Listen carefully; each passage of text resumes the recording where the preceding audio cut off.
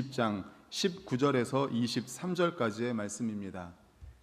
요한복음 20장 19절에서 23절까지 제가 가진 신약 성경은 184페이지에 있습니다. 우리 다 같이 읽겠습니다. 19절에서 23절 시작.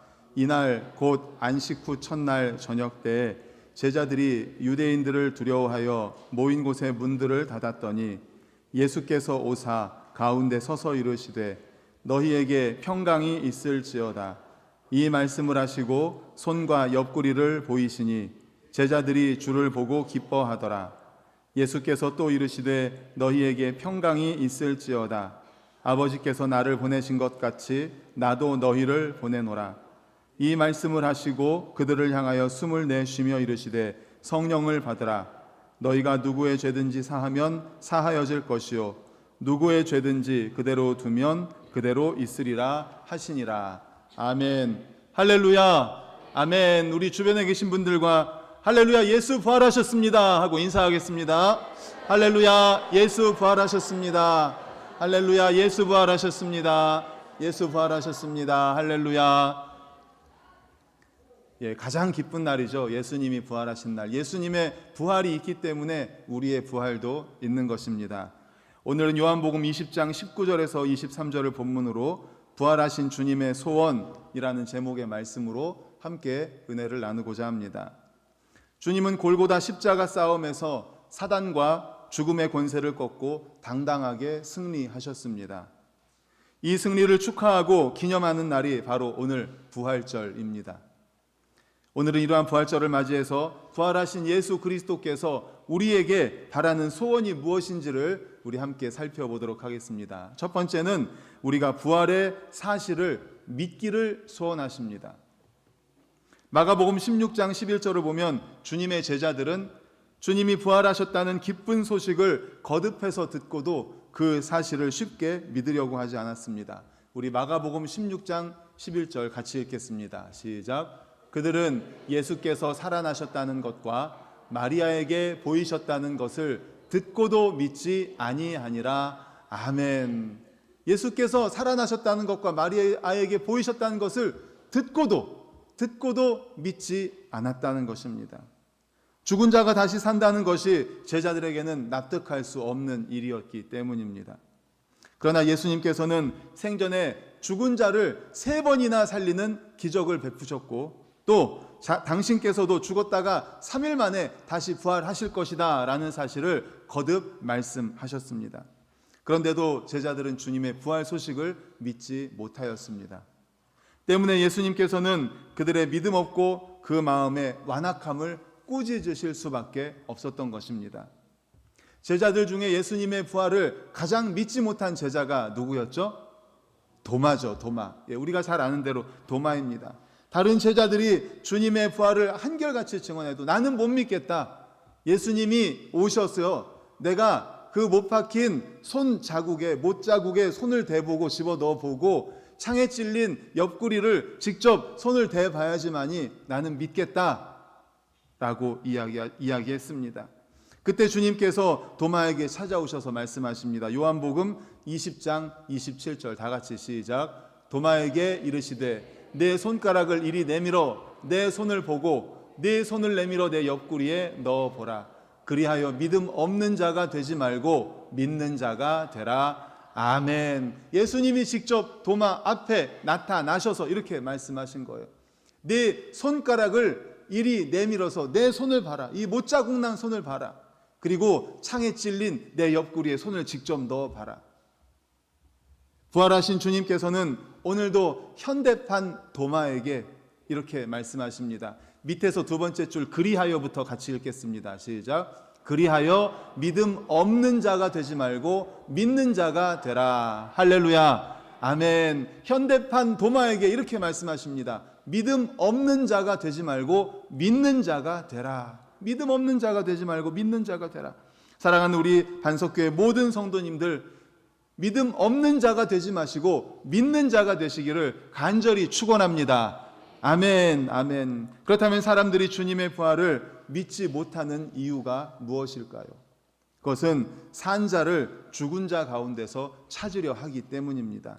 우리 누가복음 24장 5절을 읽겠습니다. 시작. 여자들이 두려워 얼굴을 땅에 대니 두 사람이 이르되 어찌하여 살아있는 자를 죽은 자 가운데서 찾느냐. 아멘. 그렇습니다.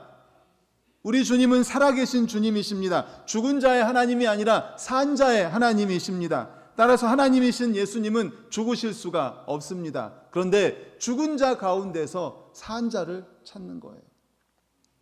비록 그분은 인류의 죄값을 치르기 위해 잠시 무덤에 갇히셨지만 필연적으로 다시 살아나게 되어 있었습니다. 그래서 주님은 말씀하셨죠. 나는 부활이요 생명이다. 나는 부활이요 생명이다. 하나님의 은혜와 사랑으로 말미암아 범죄한 우리를 속죄하여 구원하시려고 탄생하셨고 죽으시고 부활하신 모든 것은 은혜의 사건이고 계시의 사건입니다. 그러므로 우리는 부활하신 주님의 소원을 따라 주님의 부활의 사실을, 이 역사적인 사실을 믿으시기를 간절히 축원합니다. 주님께서 우리에게 가장 원하시는 것이 바로 부활하신 주님, 이 부활의 사실을 믿기를 원하시는 거예요. 도마처럼 믿지 못하는 것이 아니라 믿기를 원하십니다. 확신해야 합니다. 이것이 신앙이고 이것이 우리의 구원의 시작입니다. 예수 그리스도의 부활이 없다면 우리에게도 부활이 없는 거예요. 예수님이 부활하시지 못했다면 우리에게도 부활이 없는 거고 우리의 영혼의 구원이란 있을 수가 없는 것입니다. 사랑하는 성도 여러분, 그러므로 주님의 부활을 확실히 믿음으로 말미암아 구원에 이를 뿐만 아니라 날마다의 삶 속에서도 부활하신 우리 예수 그리스도로 말미암아 승리하는 우리 모두가 되시기를 간절히 축원합니다. 아멘. 주님께서 이렇게 부활을 믿기를 원하세요. 두 번째 주님의 소원이 무엇인가 하면 우리가 부활의 능력 가운데 사는 것입니다. 부활의 능력 가운데. 부활의 주님은 당신의 죽으심을 보고 낙심하고 절망하고 있는 제자들을 찾아다니시면서 만나 주셨습니다. 그 이유가 무엇일까요? 그것은 부활의 주님에 대한 믿음을 갖기 원했기 때문입니다. 부활의 주님을 믿기 원했고 또 그 믿음에서 나오는 능력, 부활의 능력으로 살기를 원했기 때문입니다. 제자들에 대한 주님의 이러한 소원은 바로 오늘 우리를 향한 소원이기도 합니다. 부활하신 주님, 그래서 지금도 살아계신 그 주님, 부활의 능력으로, 살아계신 주님의 능력으로 우리가 오늘도 살기를 원하십니다. 누가복음 24장에 보면 예수님의 죽음을 보고 실망하고 낙심해서 모든 것을 포기하고 고향으로 돌아가는 엠마오상의 두 제자가 등장합니다. 그들은 엠마오 도상에서 부활하신 주님을 만납니다. 부활하신 주님의 능력으로 그들은 변화됩니다. 부활의 능력이 나타납니다. 그들의 마음이 뜨거워집니다. 누가복음 24장 32절을 우리 화면 보고 읽겠습니다. 시작. 그들이 서로 말하되 길에서 우리에게 말씀하시고 우리에게 성경을 풀어주실 때 우리 속에서 마음이 뜨겁지 아니하더냐 하고 아멘. 부활하신 주님을 만남으로 말미암아 주님께서 말씀을 풀어주실 때 그 마음속에 뜨거움이 일어났다는 거예요. 그 마음속에 뜨거움이, 식어버린 마음이 움직이기 시작했습니다. 식어버린 마음이 뜨거워지기 시작했습니다. 부활하신 주님의 능력으로 말미암아서 차가워졌던 그 마음에 뜨거움이 일어나기 시작한 거예요. 성령의 능력으로 말미암아 변화시켜 주신 거죠. 부활의 소식을 듣고 가슴이 뜨거워진 제자들처럼 식어진 가슴에 성령의 불, 말씀의 불, 전도의 불, 능력의 불이 일어나시기를 간절히 소망합니다. 아멘. 부활의 능력으로 그들의 삶의 방향이 바뀌었습니다. 부활하신 주님을 만난 뒤에 그들의 마음이 뜨거워졌고 그들은 예루살렘에서 주님이 죽었다는 소식을 듣고 실망하고 낙심해서 고향으로 돌아가다가 주님을 만나서 부활하신 주님으로 말미암아 마음이 뜨거워져서 다시 예루살렘으로 돌아갑니다. 우리 24장 34절 화면 보고 읽겠습니다. 시작. 곧 그때로 일어나 예루살렘에 돌아가 보니 11 제자 및 그들과 함께한 자들이 모여 있어 아멘. 가슴이 뜨거워졌어요. 32절에서 주님으로 말미암아 부활하신 주님의 능력으로 가슴이 뜨거워져서 곧 그때로 일어나서 다시 예루살렘으로 돌아간 겁니다. 그렇습니다. 그들은 주저하지 않고 곧바로 예루살렘으로 발걸음을 옮깁니다. 그들은 부활의 주님을 만나 부활의 능력으로 생각이 바뀐 거예요. 부활의 능력으로 가치관이 바뀌고 부활의 능력으로 그들의 인생이 바뀌게 된 겁니다. 삶의 변화가 일어난 겁니다. 그러므로 사랑하는 우리 모든 성도님들, 부활의 주님을 만남으로 주님의 소원, 즉 부활의 능력으로 말미암아 우리의 생각이 바뀌고 가치관이 바뀌고 인생이 바뀌고 삶이 변화되는 우리 모두가 되시기를 간절히 축원합니다. 아멘. 그런가 하면 마지막으로 주님은 우리가 부활의 복음을 전파하기를 소원하십니다. 제자들을 향해 말씀합니다. 오늘 본문 21절 우리 화면 보고 읽겠습니다. 시작. 예수께서 또 이르시되 너희에게 평강이 있을지어다. 아버지께서 나를 보내신 것 같이 나도 너희를 보내노라. 아멘. 아버지께서 나를, 하나님께서 예수님을 이 땅에 보내신 것 같이 나도 너희들 제자들을 보내노라. 왜 보낼까요? 왜 세상으로 보낼까요? 복음을 전하라고. 복음을 전하라고요. 부활의 증인이 되라는 겁니다. 주님은 우리가 부활의 복음을 증거하기를 원하십니다. 마가복음 16장 15절도 이어서 읽겠습니다. 시작. 또 이르시되 너희는 온 천하에 다니며 만민에게 복음을 전파하라. 아멘. 이것이 부활하신 주님이 우리에게 원하는 소원입니다. 만민에게 복음을 전파해라. 바로 예수 그리스도를 증거하라. 예수님을 믿음으로 말미암아 예수님과 같이 부활에 이르기를 원하신다는 것입니다. 그렇습니다. 부활의 복음을 전파하는 것이 우리를 향한 부활하신 주님의 간절한 소망입니다. 부활의 복음 전파는 성도 개개인이 또한 그리스도의 교회 전체가 해야 될 사명입니다. 우리가 전해야 될 복음은 예수 그리스도께서 성경대로 우리 죄를 위해서 죽으시고 또 장사 지낸 바 되었다가 성경대로 사흘 만에 살아나신 것입니다. 그래서 사도 바울은 말하죠. 성경에 나는 예수 그리스도의 십자가와 부활만 증거하겠다. 십자가와 부활이 뭡니까? 십자가가 뭐예요? 십자가. 예수 그리스도께서 우리를 위해서 십자가에 달려 죽으신 거예요. 우리의 모든 죄 문제를 해결해 주신 거죠. 하나님과 우리 사이에 죄 때문에 가로막혔던 그 담, 그 건너갈 수 없었던 그 강을 우리 주님께서 십자가로 다리를 놔 주셨습니다. 죄의 문제를 해결해 주셨습니다. 그리고 3일 만에 부활하셔서 우리도 예수님을 믿으면 부활의 생명을 얻게 됩니다. 영원한 생명을 얻게 되는 것이죠. 바로 사도 바울이 증거했던 것이 이 십자가와 부활입니다. 이것이 바로 우리가 전해야 될 복음입니다. 이 복음으로 우리가 구원받은 줄로 믿습니다. 먼저 우리가 구원받았으니 이제 우리의 구원은 끝입니까? 시작입니까? 시작입니다. 그렇습니다. 우리의 구원은 여기서 끝나는 것이 아니에요.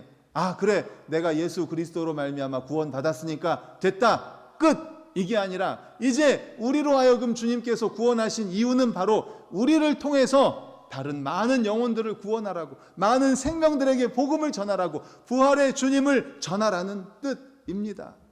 그러므로 우리는 구원의 시작이 되어야 됩니다.